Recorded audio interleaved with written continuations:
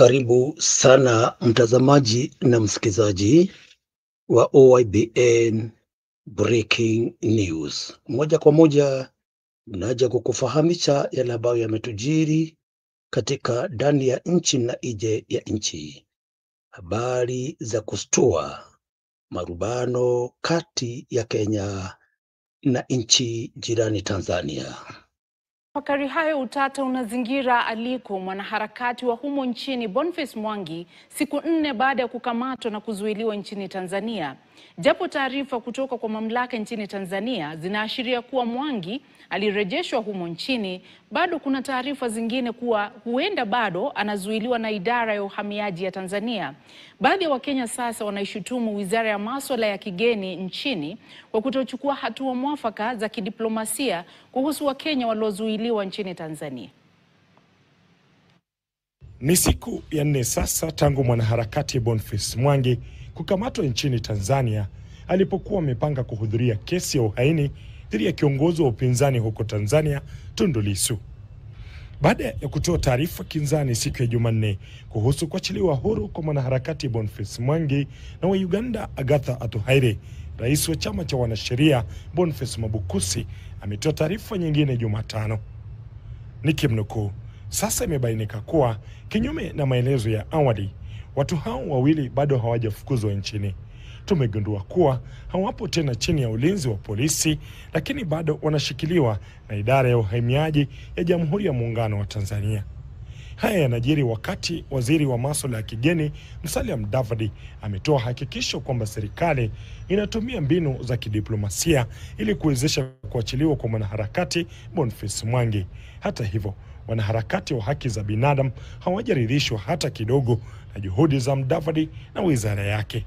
We would have expected CS Musalia to be on the forefront and also send a protest note to Tanzania. As we speak, we would have expected Kenyan Foreign Ministry to summon the Tanzanian ambassador in Kenya to explain under which circumstances our people were detained and subsequently deported in a process that is illegal, that is unprocedural, that was not supported by any lawful order in Tanzania. Kwingineko, mamlaka ya Tanzania imefungwa jukwaa la mtandao wa kijamii wa X kufuatia udukuzi wa mtandao huo uliopelekeza kueneza taarifa potovu kuhusu maisha ya Rais Samia Suluhu Hassan. Hata hivyo, kufungwa huko kumezua mijadala kuhusu uhuru wa kujieleza na udhibiti wa serikali kuhusu majukwaa ya kidijitali. Haya yote yanakujia moja kwa moja kutoka kwa runinga uipendayo OYBN Breaking News. Hatujakomea hapo, tunaendelea na kukupa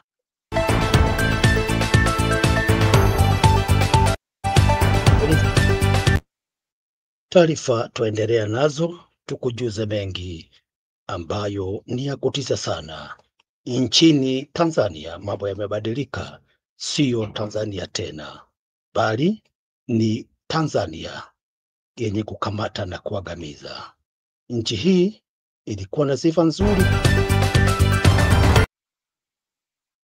wa mwenendo wa wanaharakati ndani ya region yetu hii kuanza kuvamia na kuingilia mambo yetu huku. Sasa kama kwao wameshadhibitiwa, wasije kutuharibia huku.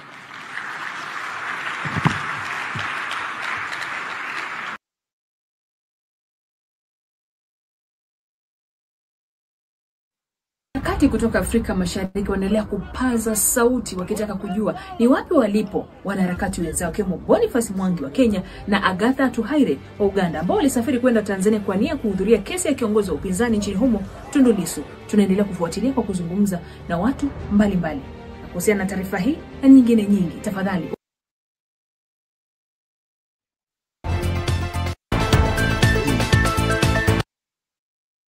hii ni runinga yako uipendayo, ni runinga yako uipendayo OYBN Breaking News. Tunaendelea na kukuletea mikusanyiko ya habari.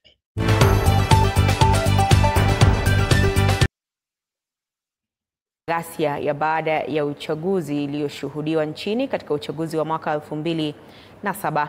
Aidha, tume hiyo imewaonya wanasiasa kutojihusisha na siasa za kikabila. Mwanahabari wetu Usamira Mohamed na uketo wa taarifa hiyo. Kufuatia kesi ya mbunge wa Mumias Mashariki Peter Salasya aliyekamatwa kutokana na semi zake za chuki na hatimaye kuachiliwa kwa dhamana, tume ya muungano na maridhiano tumekosa mahali pendekeza sheria zinazolenga kuboresha sekta ya uchukuzi jijini Nairobi. Wizara ya sekta ya uchukuzi katika kaunti imemtaka aliyekuwa naibu wa rais Rigathi Gachagua kujiwasilisha mbele ya tume hiyo. Because as you might remember, some weeks back we also censured him publicly because of some utterances that he made, and therefore yes, we have summoned him, and once he comes then we will go through it. Wakimkashifu aliyekuwa naibu wa rais Rigathi Gachagua kufuatia matamshi yake kuhusiana na ghasia baada ya uchaguzi iliyoshuhudiwa nchini katika uchaguzi wa mwaka 2007. Tume hiyo imetaja matamshi hayo kuwa kejeli kwa manusura wa machafuko hayo.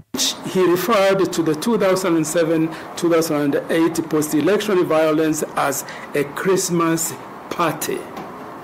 Certainly, these thoughts are not only appalling, but dangerously insensitive to the pain, to the loss, and the trauma suffered by thousands of Kenyans during one of the darkest chapters in our history. Tume hiyo iliendelea na kuwaonya wanasiasa dhidi ya kushiriki siasa chafu ya uchochezi ambayo itawagawanya wananchi kwa misingi ya kikabila, haswa katika wakati huu ambapo uchaguzi umekaribia, huku wakidai kuwa watashirikiana na idara za usalama nchini kuhakikisha uwajibikaji wa viongozi. We urge all leaders to rise above divisive politics and commit to issue-based engagement that puts the interest of the nation above personal and ethnic agendas. We have observed with deep and growing concern the early signs of political mobilization along ethnic lines. Hata hivyo,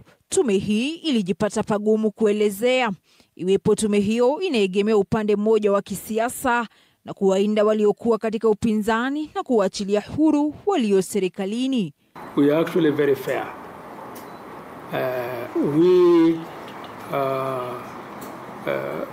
We treat all Kenyans equally. And we have summoned governors, senators,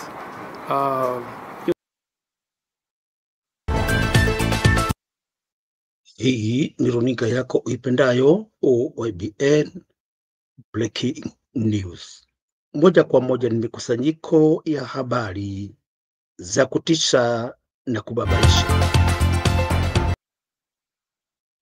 Kuna hata mmoja alibeba bunduki ama avai kitu kingine yenye itakuonyesha huyu ni askari.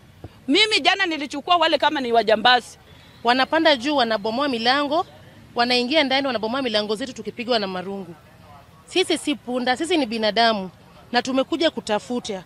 Tunatafutia watoto wetu. Hata wengine wetu tunatafutia wazazi wetu. Hao watu walikuja tu, wakaanza kupiga wasichana, wakanyang'anya wasichana masimu na pesa pia walinyang'anya wasichana. Na ninaomba IPOA aingilie kati. Kwa saizi tuko vibaya, tuko vizuri. 10 wanataka pesa, tuwapee pesa kila mwezi. Watoto tuko nayo pia tunapewa tuwalishe. Wanataka tuwasomeshe. Nyumba 10 pia ametuweka, lazima tuwapee pesa, la sivyo tutashikwa. Tunaomba serikali kama ni hivyo, watupe kazi tuende tufanye. Na wasichana wote walisema wazitoa hiyo pesa. Afadhali tupee maskari wenye wanatulinda kuliko kupewa nyumba 10. Ili stokeji ya usingizi, mlango mtu amepita na mlango. Na harakati alipita na mlango. Kitu ya kwanza alichukua ilikuwa mwiko yenye napikia. Hii mwiko ilinitandika hadi mwiko ikavunjika kwa mgongo. Kuta mwiko kutandika ndiye akachukua tena fimbo fulani pipe. Niligongwa vibaya sana. Lakini mimi nikipigwa nilikuwa napigwa nikiambiwa toka muende kwenyu. Nisika kupenda kwetu tuko kwa kiwanja. Kama mimi niko na mtoto mwenye kwa form 4. Sina kazi yoyote yenye nazefanya. Juu hata biashara nilijaribu nikashindwa. Mtoto anaenda shule saizi ama form 4. Niko na wajunia, niko na mtoto mdogo. Baba yao alikufa, si yuko na baba yao.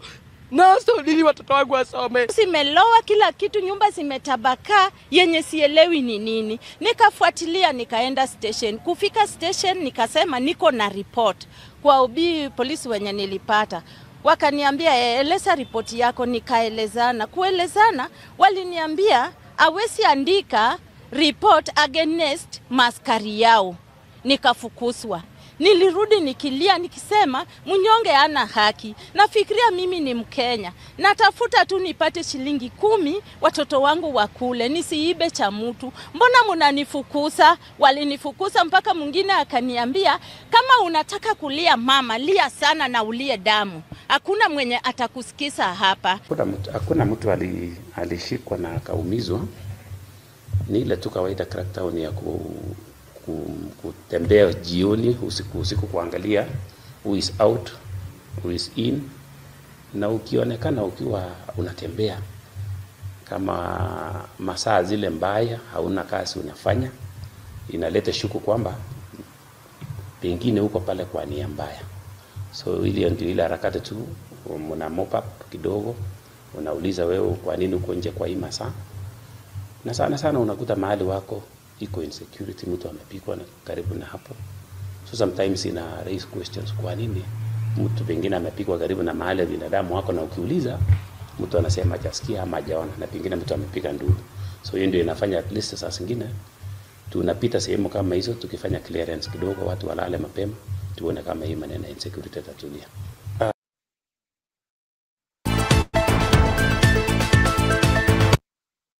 Wengine tunanyamaza na kuyasikiza tu kwa sababu mnyonge hana chake. Ni habari za kufuja moyo na kuwabaisa zaidi, tukiona wanaofaa kuitwa walinzi ndio wadhulumu.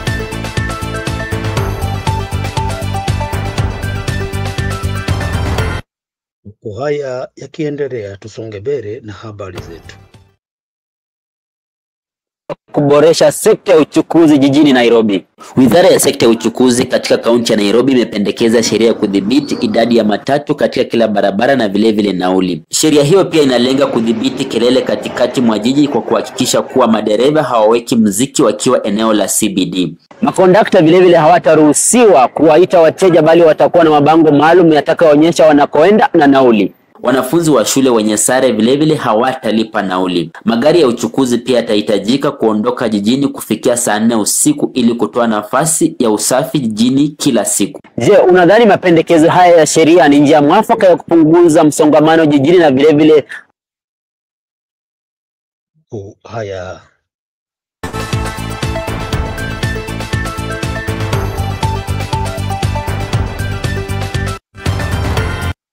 runinga ni yako uipendayo, OYBN Breaking News.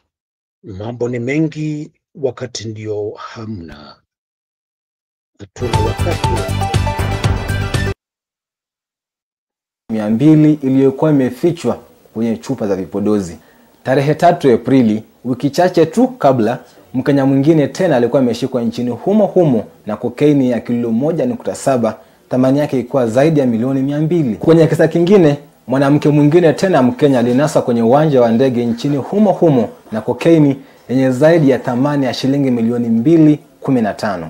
Na mojawapo ya visa vilivyogonga vichwa vya habari nchini Kenya mwaka huu ni kisa cha Mkenya Margaret Nduta aliyekuwa amehukumiwa kunyongwa nchini Vietnam hadi serikali ya Kenya ilipoingilia kati na kunusuru maisha yake. Haya yanajiri huku ripoti ya mwaka 2024 ya shirika la kimataifa la kudhibiti dawa za kulevya yani INCB ikisema kwamba walanguzi wa mihadarati kutoka bara Asia wamekuwa wakitumia Kenya kama kituo cha kusafirisha dawa haramu hadi nchi za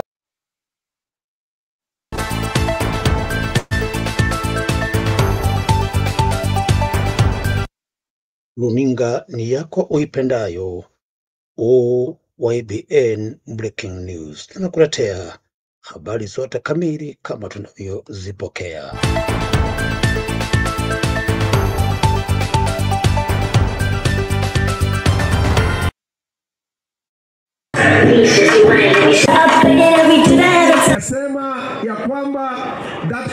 called the Inspector General is an office that is given by the Constitution of Kenya, that is there to protect Kenyans from any kind of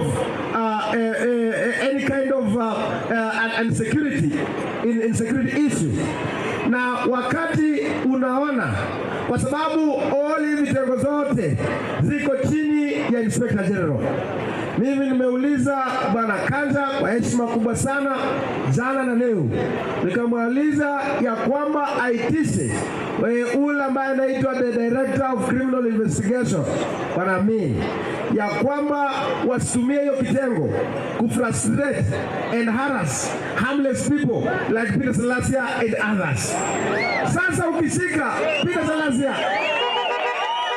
mtoto mdogo kama mimi, na amemwaga tu mafuta ya Yesu Kristo juzi, sasa unataka kufanya namna gani?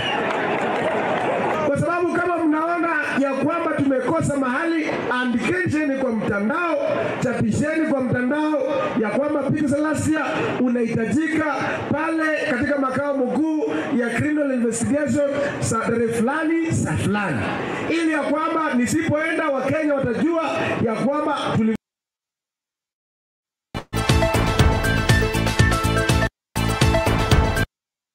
Mambo ni kama hivyo unavyoyasikia.